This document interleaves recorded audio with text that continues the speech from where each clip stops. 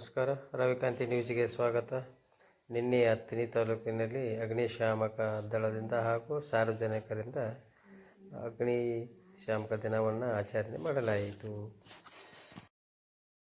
ಹಾಗೂ ಸಾರ್ವಜನಿಕರು ಹಾಗೂ ಸಂಘಟನೆಗಳಿಂದ ಅಗ್ನಿಶಾಮಕರ ಸಿಬ್ಬಂದಿಗಳನ್ನು ಸತ್ಕರಿಸಿ ಅಭಿನಂದನೆ ಸಲ್ಲಿಸಲಾಯಿತು. ಅಗ್ನಿಶಾಮಕರು ಮುಖ್ಯ ವಾಹಿನಿಗೆ ಬರಬೇಕು, 24/7 ಕೆಲಸವನ್ನು ನಿರ್ವಹಿಸುತ್ತಾರೆ ಅಂತ ಹೇಳಿದರು.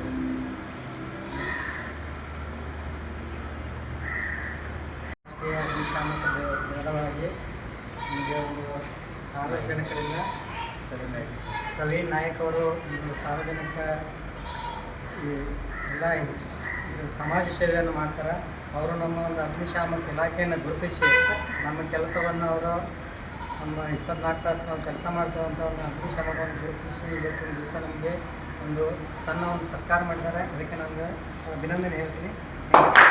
ಅಂತಾರಾಷ್ಟ್ರೀಯ ಅಗ್ನಿಶಾಮಕ ದಳದ ದಿನಾಚರಣೆಯ ಎಲ್ಲರಿಗೆ ಶುಭಾಶಯವನ್ನು ತಿಳಿಸುತ್ತಾ, ಇವತ್ತು ಬೆಳಗಾವಿ ಜಿಲ್ಲೆ ಅಥಣಿಯಲ್ಲಿ ಅಗ್ನಿಶಾಮಕ ಒಂದು ಇಲಾಖೆಯ ಅಧಿಕಾರಿಗಳು ಹಾಗೂ ಎಲ್ಲ ಸಿಬ್ಬಂದಿಗಳ ಒಂದು ಕಾರ್ಯವನ್ನು ಗುರುತಿಸಿ ಇವತ್ತು ಶ್ರಮವನ್ನು ವಹಿಸುವಂತಹ ಕೈಗಳಿಗೆ ಬೆಲೆಯನ್ನು ಕೊಡಬೇಕು.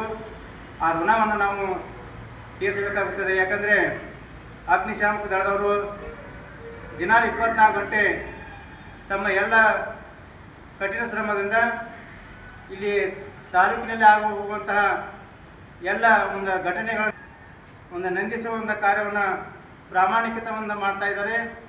ಆ ಪ್ರಾಮಾಣಿಕತೆಗೆ ಎಲ್ಲ ಸಾರ್ವಜನಿಕರು ಕೂಡ ಸಹಕಾರ ನೀಡುವ ಮೂಲಕ ಅವರಿಗೆ ಗೌರವವನ್ನು ದಿನನಿತ್ಯ ಕೊಡಬೇಕನ್ನೋ ಮಾತನ್ನು ಕೂಡ ಇವತ್ತು ಹೇಳ್ತೇನೆ.